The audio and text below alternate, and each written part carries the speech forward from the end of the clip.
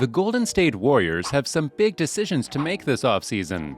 The Dubs became NBA champions for the fourth time in the last 8 years last month, defeating the Boston Celtics in 6 games, showing that they are anything but done dominating the association.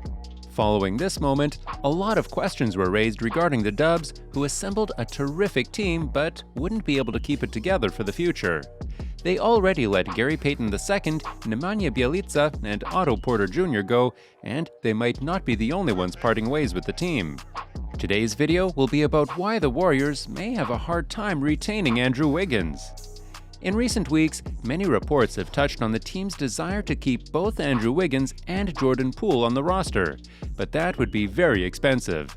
They could exceed $200 million in luxury tax, but it seems like they're willing to do it.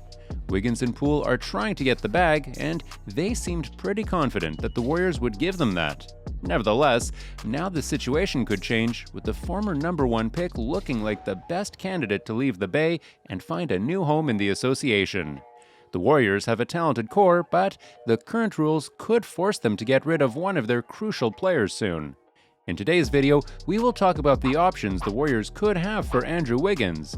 Do you think he stays? Let me know what you think in the comments. Before we begin today, don't forget to like and subscribe to our channel for more exciting NBA rumors and stories. Let's keep rolling. The Golden State Warriors are coming to a crossroads. Both Andrew Wiggins and Jordan Poole want to get paid next season, but the Dubs are strapped for cash.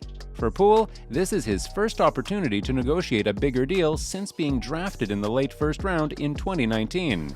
Considering JP's ascension from borderline G League player to the 6th man on a championship team, it's fairly obvious a pay raise is coming. As for Wiggins, he's already had the luxury of being a max salary player, one who, for most of his contract, was deemed overpaid and not worthy of his price tag. That didn't stop the Warriors from trading for him in 2021. It also did not stop Wiggins from working on his craft and becoming one of the most valuable players on the roster. Good. So the Warriors have 2 players who have exceeded, or at the very least, met expectations. The issue? Both of them are due for a new contract by 2023, and the Warriors might not be able to keep both. The Golden State Warriors could put themselves into a pickle if they extend Jordan Poole this summer. What would that mean for Andrew Wiggins? Joe Lacob has already paid the price necessary to build a championship team. While he has criticized the NBA luxury tax for penalizing his homegrown dynasty, I don't think the NBA is going to change policy anytime soon, especially since his condemnation was met with a fine. According to Connor Letourneau of the San Francisco Chronicle, the Warriors will be meeting with Poole this year to discuss his extension. Depending on the asking price, a deal could be done before the start of the 2022-23 regular season, and everyone's mind can be at ease. But what if Poole wants more money than the Dubs can offer? Things can get dicey. The Dubs can sign Poole for a massive contract, but only at the cost of not being able to offer Wiggins big money next summer.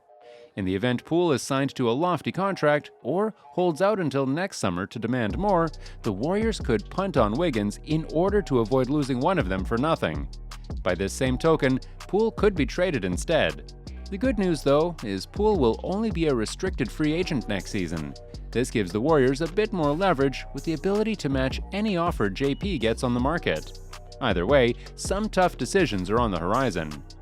It's been weeks since Kevin Durant demanded a trade from the Brooklyn Nets. Among the potential suitors, there is his former team and recently crowned champions, the Golden State Warriors. Given that KD wants a trade to a championship-caliber team, it is understandable that the Warriors are also a name in the potential suitors list. One of the potential trade packages that have been prevalent for the Durant trade is a package centered around Andrew Wiggins and Jordan Poole, along with multiple picks. Although Wiggins and Poole aren't anywhere near the level of superstardom of Durant, both the players have proven that they are dependable players in the postseason and can step in both offensively and defensively. While a trade package containing the two might entice many, it seems like the Nets aren't as high on the idea. ESPN's Zach Lowe claimed the Nets are not that interested in the probable trade the Warriors might put up. The intel I have is that the Nets are not super high on Wiggins or Poole as sort of centerpiece players. Then you get to the other guys who are relatively unproven in the NBA. So I don't know if there ever really was a deal there that the Nets would have done. Obviously, you have to explore it if you're the Warriors. While it is understandable why the Nets might not fancy a trade package around Wiggins or Poole, the Warriors might not have any other player to give up for a Durant trade. Although their fabled trio of Stephen Curry, Klay Thompson, and Draymond Green are aging, they still are the championship core for this team. Given that the Nets might not fancy Wiggins or Poole, KD's potential move to the Warriors seems rather unlikely. The Golden State Warriors could have a difficult and expensive decision coming sometime within the next year, whether they can afford to keep both rising star Jordan Poole and versatile wing Andrew Wiggins. As the San Francisco Chronicle's Letourneau noted, giving Poole a contract extension is seen as the top priority for the Warriors, though the timing is still in question. The team has until the end of the summer to decide whether Poole gets an extension, but could decide to wait longer to see whether he can match the breakout season in 2021-22. They are expected to sit down with Poole soon to discuss an extension, Letourneau wrote. Whether one gets done, though, will depend on just how much money he asks for. If he wants at or near the max, the Warriors might prefer to let things play out and wait until he hits restricted free agency in 2023.